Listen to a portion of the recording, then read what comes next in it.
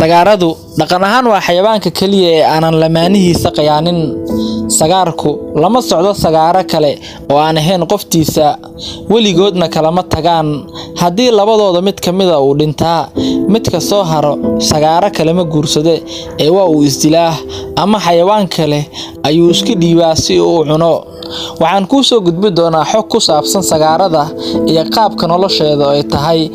Biliis inta aad nala joogto 3 jeer koobi linkiga inoo taabo si muuqaalkeena uu meel fog u gaaro. Cumri ahaan sagaaradu waxa ay noolaan kartaa 5 ilaa 10 sano. Muuqaal ahaan tan dhidiga ayaa ka weyntan labka. Labku waxa uu leeyahay geeso, waxaana loo yaqaanaa atoor. Laba ayay u socdaan, iskumana raacaan raxan.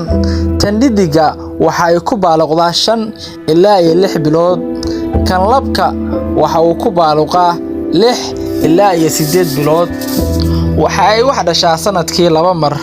Sagaaradu waxa ay u qaybsantaa 4 nooc oo kala ah: golcas, sandheer, kusley, gooyo. Waxa ay ordi kartaa saacadii 26 kiiloomitir.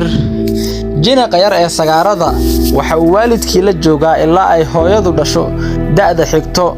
Kadib waa la buriyaa si uu u raadsado lamaane uu la noolaado. Haddii uu lab yahayna aabbaha ayaa eriyo, haddii uu dhidig yahayna hooyada ayaa eriso. Kan la soo buriyaa meel gaar ah ayuu degaa oo uu ku saxaroodaa. Tan dhidigana meel gaar ah ayay ku kaadisaa. Kan labka ayaa u imaado, waxa uuna uriyaa kaadideeda. Kadib kaadideeda iyo saxarada ayaa la isku darsadaa. Haddii uu dareemo inay wax dhali karto, waa ay israacaan oo waa uu guursadaa. Waxa ay degaan u gaar ah. Ilyarta sagaarada waxa ka socda dhacaan madow, waxa ayna ku xoqaan geedaha u dhow, taa oo ah calaamad deegaankani annaga ayaa degan oo qoys kalena looma ogolo. Waxay noqonayaan qoys gaar ah. Kadib way isku galmoodaan. Waxay dhacdaa 3 ilaa 4 mar 9 saac gudahood. Waana xayawaan noloshiisa aan midna gogol dhaaf la sameynin mid kale. Noloshooda oo dhanna ku kooba lamaanihiisa oo kaliya. Weligood kale tagi maayaan.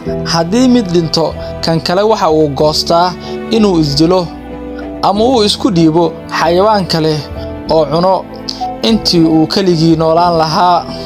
Ma ogolo singalmaada ama singalvaada, waana sababta keentay inay yaraato taranku sagaaradu.